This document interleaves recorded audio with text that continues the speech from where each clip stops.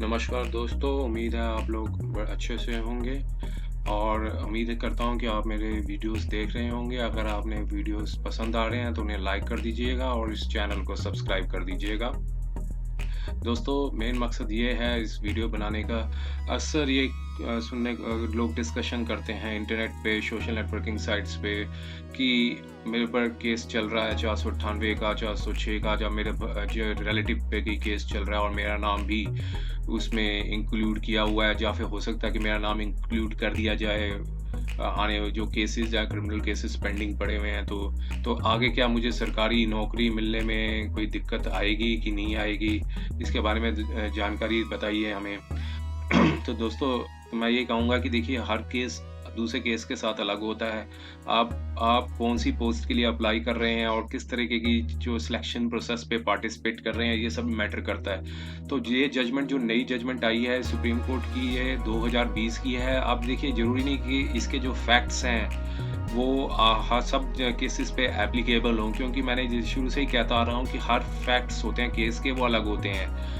अब जो उस पे जो अब जब सुप्रीम कोर्ट में जब कोई केस जाता है तो वो किसी हाई कोर्ट के निर्णय के ऊपर जाता है, तो माननीय जो सुप्रीम कोर्ट है, खासकर जब स्पेशल लीव पिटीशन जो फाइल करते हैं, तब वो हाई कोर्ट के निर्णय को देखती है कि कोई हाई कोर्ट ने कोई ऑर्डर में कोई इन्फर्मिटी या कोई जो लीगल जो एप्लीकेशन है लॉ का, वो प्रॉपर्ली लगाया है कि नहीं लगाया, कोई ऑर्डर में कोई इन्फर्मिटी तो नहीं है, या कोई ऑर्डर में एरर है, तो उस एरर को ठीक करने के लिए लगाया मतलब सुप्रीम कोर्ट है अपनी जो स्पेशली पिटीशन में जो फाइल की जाती है, उसमें ऑर्डर के माध्यम से ये अपना निर्णय सुनाती है। तो देखिए, ये सिर्फ मकसद मेरा यही है कि ये न्यू जजमेंट थी सुप्रीम कोर्ट की, ये सामने आई थी। अब ये जजमेंट ज़रूरी नहीं कि सब केसेस में एप्लीकेबल हो, क्योंकि हो सकता है कि सिलेक्शन प्रोसेस के जो होता है, उसमें जो सिलेक्शन कमेटी होती है, वो अपना क्या डिसीजन देती है, उस ऑर्डर के ऊपर आगे हाई कोर्ट में कोई गया है या फिर ट्रिब्यूनल में कोई गया है, उसमें अलग-अलग चीज़ें जो हैं, प्रिंसिपल्स हैं, वो सबके बदलते रहेंगे। तो मैं मेन मकसद ये था कि एक केस का सिर्फ डिस्कस करने का, ये इस वीडियो के माध्यम से सिर्फ इस केस का डिस्कस करने का बताया गया है कि एक केस हुआ था 2020 में, जो इसमें जो अपीलेंट थे, उनकी जो याचिका थी वो रद्द कर दी थी माननीय सुप्रीम कोर्ट ने, क्योंकि इन्होंने डिस्ट्रिक्ट जज की जो पोस्ट थी उसके लिए अप्लाई किया था। सीधा डायरेक्ट डिस्ट्रिक्ट जज की जो पोस्ट है वो जो स्टेट थी, मध्य प्रदेश की स्टेट थी, उसमें अप्लाई किया था। वहाँ उनकी सिलेक्शन प्रोसेस हुआ था, वो ये सेलेक्ट हो गए थे और रैंक अच्छा आया था इनका। लेकिन जो सिलेक्शन कमेटी थी, उन्होंने इनको सिलेक्शन मतलब अपॉइंटमेंट देने से मना कर दिया, लेकिन बाद में सब्सिक्वेंट इनकी एक्विटल भी हो गया। तब भी सिलेक्शन कमेटी ने जो निर्णय था उसको बदला नहीं और ये हाई कोर्ट में गए और फिर उसके बाद सुप्रीम कोर्ट में गए। सुप्रीम कोर्ट ने भी हाई कोर्ट के निर्णय को सही बताया, लेकिन इसमें काफ़ी कुछ बताया गया है। अब कई जजमेंट्स ऐसी भी हैं जिसमें 498, 406 पेंडिंग पड़ा हो केस, उसके बाद भी अपॉइंटमेंट दी जाती है। अब उन केसेस का इस केस के साथ टोटली अलग है, क्योंकि ये जो पोस्ट थी, ये डिस्ट्रिक्ट जज की पोस्ट थी।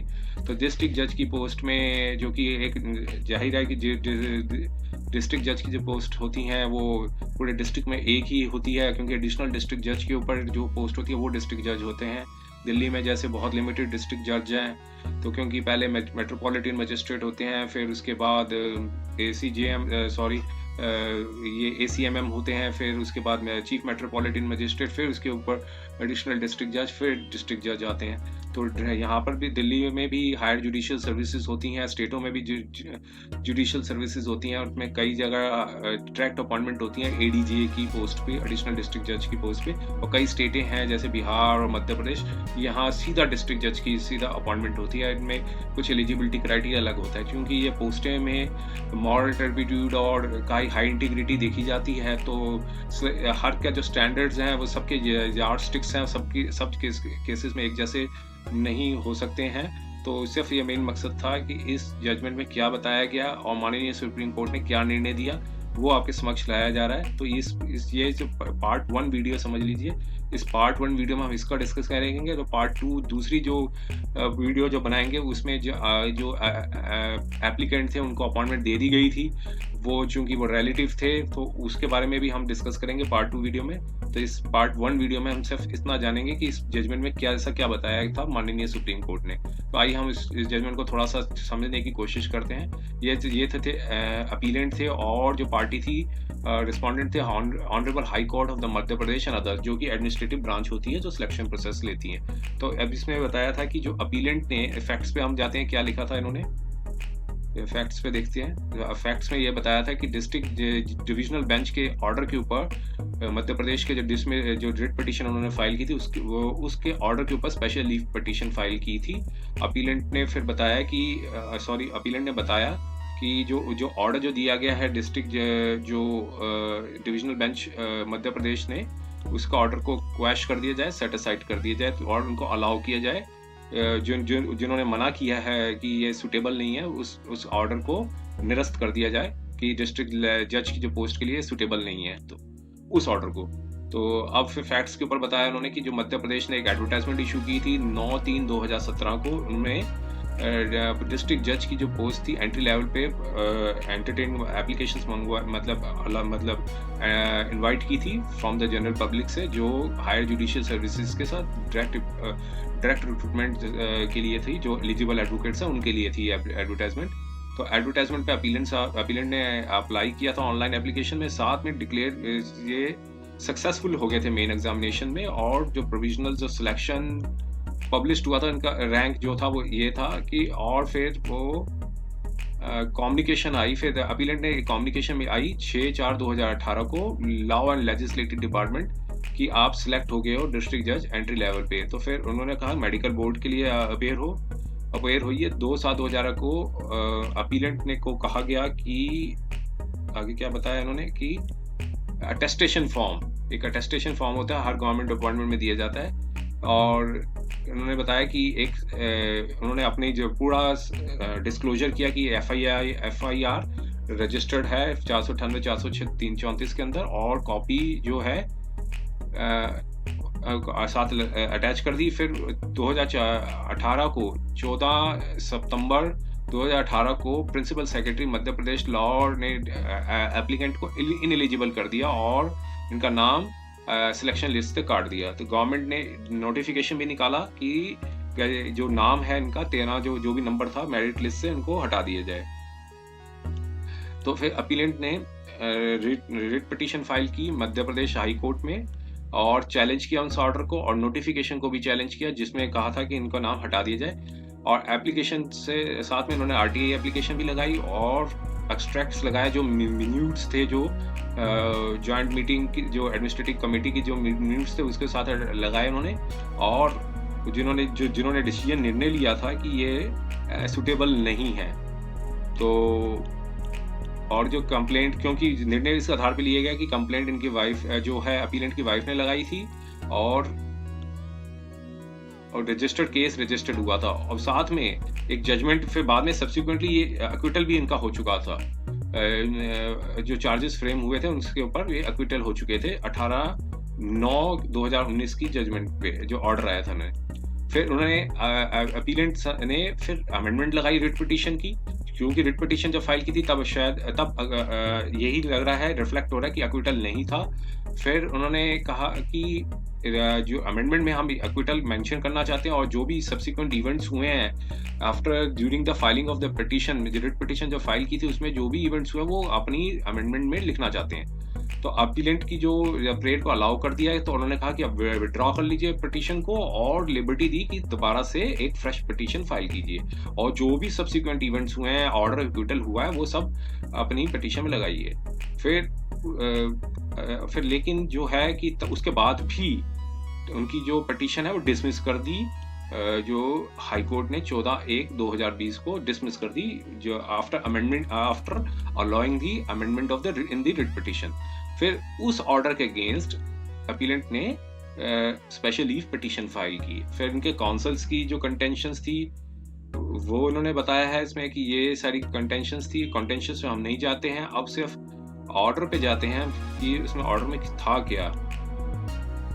ये सारा उन्होंने डिस्कस किया कि जो ग्राउंड्स रेज किए थे हाई कोर्ट के सामने और जो रेफरेंसेस दिए थे, और जजमेंट्स का भी इन्होंने एग्जांपल दिया। और एक जजमेंट थी जो देखिए इसमें कौन सी जजमेंट थी, हाँ जी, तो इसमें पूरा सारा उन्होंने डिस्क्लोजर किया कि थोड़ी सी रेफरेंसेस बताया कि ये जजमेंट्स में ये एप्लीकेबल होंगे कि नहीं होंगे। और उसके बाद एक केस हुआ था, ये देखिए इसमें क्या था, हाँ जी, ये केस था मोहम्मद इमरान का एक केस था, उसमें स्टेट ऑफ महाराष्ट्र का केस था, उसमें एग्जांपल था, उसमें जुडिशियल ऑफिसर की पोस्ट में उनको अपॉइंटमेंट मिल गई थी। जो केस हुआ था Mohammad Imran versus state of Maharashtra का जो केस हुआ था, उसमें उन्होंने एग्जांपल दिया कि उस केस में उनको अलाउ कर दिया था, तो इनके केस में क्यों नहीं किया जा रहा है, ये इस चीज पे उन्होंने ग्राउंड्स दिया था।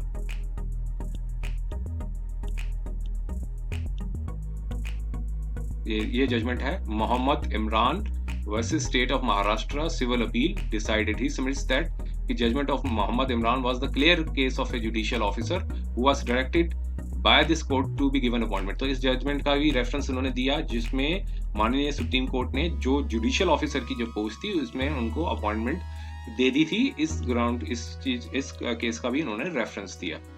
अब बाकी सुप्रीम कोर्ट ने भी, माननीय सुप्रीम कोर्ट ने सारे डिस्क्लोजर, सारे मतलब जजमेंट्स को एनालाइज किया, फिर उनके बाद जो है अपना निर्णय सुनाया। उस पर हम आते हैं निर्णय पे। अब देखिए उन्होंने ये बताया कि जो मोहम्मद इमरान की जो जजमेंट जो काउंसिल ने, जो मतलब अपीलेंट के जो वकील साहब ने रिलाई किया, तो उसमें ये बताया कि जो अपीलेंट थे, मतलब उस केस में जो अपीलेंट थे वो सिलेक्टेड हो गए थे जुडिशियल सर्विसेज में, और लेकिन जो सिलेक्शन थी वो कैंसिल कर दी 4/6/2010 को due to the character verification report. जो पुलिस से रिपोर्ट आई कि इनका केस लगा हुआ है, उनको कैंसिल कर दी थी। रिट पिटीशन भी उनकी हाई कोर्ट ने डिसमिस कर दी थी। तब कोर्ट के सामने वो जो केस थे, उस समय जो कोर्ट के केस के सामने आए सुप्रीम कोर्ट के सामने, उसमें में इन्होंने ये बताया कि सेक्शन 363, 366 और 34 था, जो कि बहुत पहले वो क्लियर हो चुके थे जब अपॉइंटमेंट हुई थी, एग्जामिनेशन हुआ था अपॉइंटमेंट का 2009 में, उससे पहले वो क्लियर कर चुके थे, निकल चुके थे उस चार्जेस से। तो फिर उस केस का एग्जांपल में कोर्ट ने बताया कि अपीलेंट ने बताया कि जो प्रोसिक्यूशन था, अक्यूटल था, सेशन कोर्ट से हो चुका था, और कोर्ट ने नोटिस किया था पैरा नंबर 9 की जजमेंट में कि ये सारी चीजें बताई थी कि जो केस था कि who has been acquitted, case number under the section 294 has been appointed। तो ये वर्डिंग्स थे उस केस के। अब कोर्ट ने इस केस के ऊपर डिस्कस किया, तो उन्होंने बताया, फिर इन्होंने बताया कि this court held that report reveals that except for the criminal case he has already been acquitted। तो फिर appellant का clean record and no adverse material to deny appointment to the fruits of the academic labor। This court found decision rejecting the appellant as untenable by making the observation the paragraph। तो यही मोहम्मद का जो case था, उसी case का उन्होंने reference दिया। उन्होंने कहा कि जो ऑलरेडी एक्विटल हो चुका है उनका, और उनकी जो अकेडमिक लेबर है उसमें उनका जो भी उन्होंने मेहनत किया उसको डिनाई नहीं किया जा सकता। तो उस केस में उन्होंने ये जजमेंट दी थी। तो उनको कहा कि जुडिशियल ऑफिसर की जो पोस्ट है उनमें अपॉइंट किया जाए। तो अब देखिए फिर वो दूसरे सारी जजमेंट्स को डिस्कस करने के बाद अब इस केस में उन्होंने एनालिसिस किया। अब ये कहा कि reverting to the facts of the present case, the decision of examination and selection appointment for holding the appellant unsuitable was based on the relevant consideration। तो जो उनकी जो एकेडमिक अपॉइंटमेंट कमेटी थी और एग्जामिनेशन जो सिलेक्शन प्रोसेस हुआ था, और वो इसलिए उन्होंने मना कर दिया, जो सिलेक्शन कमेटी ने जो निर्णय दिया था उसमें ये इस ग्राउंड पर मना कर दिया था कि क्रिमिनल केस था वो अपीलेंट के ऊपर लगा हुआ है, और जो कंसिडरेशन था जो उनकी वाइफ ने लगाया था। तो डिसीजन का जो कमेटी का जो निर्णय था, उन्होंने कहा था कि पूरी जुरिस्डिक्शन के अंडर था, और उसको कोई कहना, ये निर्णय कहना गलत नहीं होगा, क्योंकि उन्होंने जो निर्णय दिया है सिलेक्शन कमेटी ने इस केस में, वो एकदम ठीक दिया है, क्योंकि केस जो था वो पेंडिंग पड़ा हुआ था। अब फिर उन्होंने फिर बताया कि एक्विटल हो गया था। फिर उन्होंने बताया कि subsequent after more than 1 year when the person whose candidate has been cancelled, has been acquitted can be ground to turn the clock backward. तो 1 साल के बाद जब मान लीजिए वो डिसीजन आ गया सिलेक्शन कमेटी का, सिलेक्शन कमेटी ने कह दिया कि सुटेबल नहीं है, और 1 साल बाद आप एक्विटल हो रहा है आपका, 1 साल के बाद ये कहने के ये सिलेक्शन कमेटी को अपना डिसीजन रिवाइज नहीं कर सकते। उन्होंने बताया कि क्लॉक बैकवर्ड पे हम नहीं लेके जा सकते कि ये जो इनका एक्विटल हो गया है उस ग्राउंड्स पे उनको 1 साल बाद निर्णय आ चुका है, 1 साल के बाद एक्विटल आया है उनका और सिलेक्शन कमेटी ने डिसीजन दे दिया है, 1 साल के बाद उस क्लॉक को वापस उसी डायरेक्शन में नहीं लेके जा सकते। तो फिर उन्होंने बताया कि सिलेक्शन कमेटी का जो डिसीजन था वो उसमें कोई इनफिर्मिटी नहीं थी, जो उन्होंने डिसीजन दिया था 18/7/2018 को, कि जिन्होंने डिसाइड किया था कि अनसुटेबल है कि और इनका नाम जो सिलेक्शन कमेटी लिस्ट से काट दिया जाए। फिर हाई कोर्ट ने भी कोई एरर नहीं की थी कि डिसमिस कर दी थी रिट पिटीशन को, और सब्सिक्वेंट फिर हाई कोर्ट ने भी कहा कि जो सब्सिक्वेंट अपीलेंट था, अब सब्सिक्वेंट एक्विटल हुआ है, तो वो केस नहीं बनता है कि फ्रेश ग्राउंड नहीं बनता है, फर्निश सफिशिएंट ग्राउंड नहीं बनता है कि रिकंसिडर किया जाए उस पोस्ट के लिए। तो अब इन्होंने कोर्ट ने आगे कहा कि सबमिशन एक और लगाई कि जो डिसीजन था unsuitable for the pendency of the criminal case was contrary to the guidelines issued by the government of Madhya Pradesh for character verification. तो फिर उन्होंने बताया कि मध्य प्रदेश के जो रूल्स थे वो अलग तरह के थे। उन्होंने कहा था पैरा 6(8) में ये लिखा था कि एक्विटल जो अगर मेरिट्स पे होगा तो कैंडिडेट्स को एलिजिबल कर लिया जाएगा गवर्नमेंट सर्विस में। तो मतलब यही उन्होंने बताया कि आप कैरेक्टर वेरिफिकेशन होता है जब गवर्नमेंट अपॉइंटमेंट का, तब अपना डिस्क्लोजर प्रॉपर ठीक से दीजिए। अब इस साथ में लिखा कि जो मध्य प्रदेश के जो रूल्स बने उसमें 6(8) में ये लिखा कि अगर एक्विटल होता है मेरिट्स पे तो उसको कैंडिडेट को इनएलिजिबल नहीं कहा जा सकता, कैंडिडेट को एलिजिबल होंगे गवर्नमेंट सर्विस पे। तो फिर आप एक तरफ आप इसको टर्मिनेट कर रहे हो अपीलेंट को कि नाम डिलीट कर रहे हो, और एक तरफ आप रूल बना रहे हो, तो दोनों में कॉन्ट्ररी आ गया है बीच में। तो इसलिए उन्होंने एक कंटेंशन रेज की। उन्होंने कहा कि जो गवर्नमेंट का ऑर्डर था वो ब्रीच है, जो गवर्नमेंट का ऑर्डर को जो क्लॉज आई हुई है उसको ब्रीच है करने के लिए कि जो गवर्नमेंट ये अपॉइंटमेंट के लिए अनसुटेबल है। तो इन्होंने ये पॉइंट रेज किया। तो अब इन्होंने बताया कि जो गाइडलाइंस थी वो 5/6/2003 को बनी थी, गवर्नमेंट मध्य प्रदेश ने बनाया था कि regarding new issue of the character verification पे। पैरा 6 में काउंसिल ने रिलाई किया उन्होंने कि ये चीजें हैं, मतलब ये बातें हैं, और उस ग्राउंड को उठाया उन्होंने पैरा 6 मतलब पॉइंट 6 पैराग्राफ 6 की जो 8 थी, ये on acquittal of the merit of the case by the honourable court the candidate will be eligible for the government appointment. ये चीज उन्होंने बताया कि ये जो ग्राउंड है ये तो इससे अगर एक्विटल हो रहा है मेरिट्स पे तो कैंडिडेट एलिजिबल है, और आप उनको निकाल रहे हैं। तो क्लॉज 8 के ऊपर भी एग्जांपल दिया। फिर कंटेम्पलेंट्स की who have been acquitted on the merit by the will be eligible for the government service. तो फिर उन्होंने यही चीज बताई। तो affidavits at contemplation relate at the time of the character verification। अब कोर्ट ने एनालिसिस किया कि ये चीज तब एप्लीकेबल होगी जब कैरेक्टर का वेरिफिकेशन होगा। लेकिन जब कैरेक्टर वेरिफिकेशन हो रहा था तब candidate acquitted is found to be acquitted on merit by the court, the candidate shall be treated eligible for the government service। तो ये चीज उन्होंने बताया कि जब कैरेक्टर माननीय मतलब रूल ये कहता है कि जब वेरिफिकेशन जब हुआ तब वो ऑलरेडी एक्विटल हो चुके थे गवर्नमेंट सर्विस से, ये क्लॉज 8 के हिसाब से। तो क्लॉज 8 अब कोर्ट ने बताया कि अब क्लॉज 8 जो है कैनॉट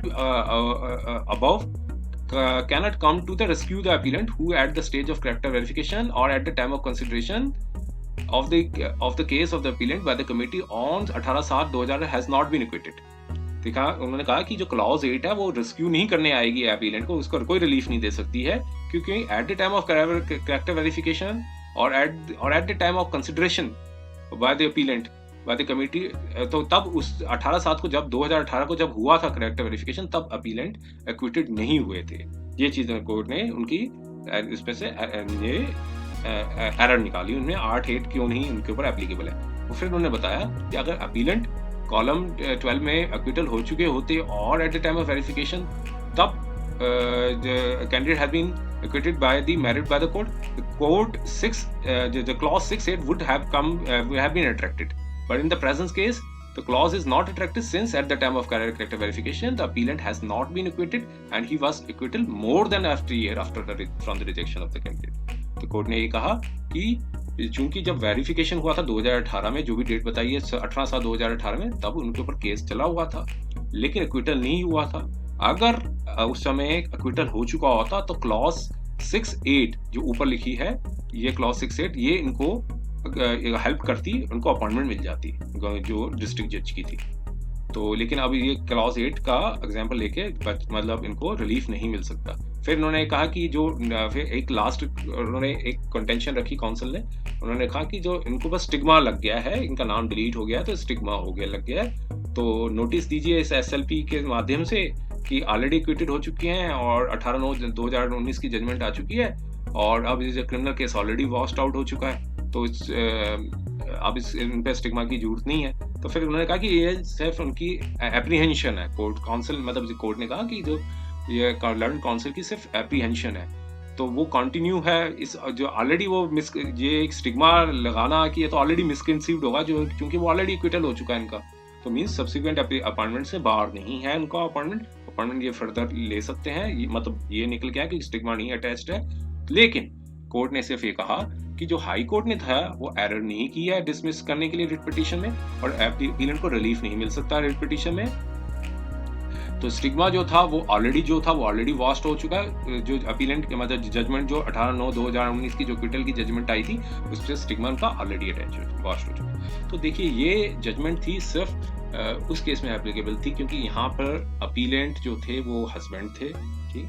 दूसरी चीज थी पोस्ट थी वो डिस्ट्रिक्ट जज की पोस्ट थी, हाई इंटीग्रिटी की जो पोस्ट थी स्टेट। और तीसरी बात इस पर ध्यान रखेंगे कि जो सिलेक्शन कमेटी जो थी उन्होंने जो अपना निर्णय लिया था उस निर्णय के उन्होंने चुनौती दी थी। तो ये डिसहार्टनिंग वाला इशू नहीं है कि अपॉइंटमेंट्स जो है वो अगर किसी कोई रिलेटिव हो या कोई सिबलिंग्स हो उनके ऊपर कोई केस लगा हुआ है अब उनको अपॉइंटमेंट नहीं मिलेगी, ऐसा जजमेंट कहीं नहीं कहती है। सिर्फ ये जजमेंट सिर्फ हाई कोर्ट के निर्णय के ऊपर थी और हाई कोर्ट का निर्णय सिलेक्शन कमेटी के ऊपर निर्णय था। और पोस्ट को भी देखिए, पोस्ट थी डिस्ट्रिक्ट जज की जो कि हाईली मॉरल इंटीग्रिटी के लिए बनाई जाती है पोस्ट। तो बहुत लिमिटेड पोस्ट होती है, तो इसमें करैक्टर मतलब जो है जो स्टैंडर्ड जो होता है, स्टैंडर्ड ऑफ जो ट्रीटमेंट मिलता है वो कंपैरेटिवली काफी हाई होता है, इनमें हाई मॉरल ग्राउंड्स होते हैं ऐसी पोस्ट पे। तो हर केस टोटली केस से अलग होता है। तो अब मैं दूसरा वीडियो बनाऊंगा पार्ट 2 का, जिसमें एक केस था जिसमें किसी रिलेटिव ने सिस्टर लॉ ने केस लगाया था और लेकिन उनको अपॉइंटमेंट मिल गई थी। तो वो केस आपके लिए काफी हेल्पफुल होगा, वो पार्ट 2 की वीडियो जरूर देखिएगा अगर इसे बनाने के बाद। तो ये तो मेरा मकसद सिर्फ ये था कि लेटेस्ट जजमेंट आई थी, उस लेटेस्ट जजमेंट क्या कहती थी इसके बारे में थोड़ी अवेयरनेस क्रिएट करने के लिए। तो उम्मीद है ये वीडियो आपको पसंद आया होगा, और ये मतलब अगर पसंद आया तो इसे लाइक कर दीजिएगा और चैनल को सब्सक्राइब जरूर कर दीजिएगा, ताकि भविष्य में आपको इस प्रकार के और भी ज्ञानवर्धक वीडियोस सामने आपके समक्ष आते रहें। समय निकालने के लिए बहुत बहुत धन्यवाद।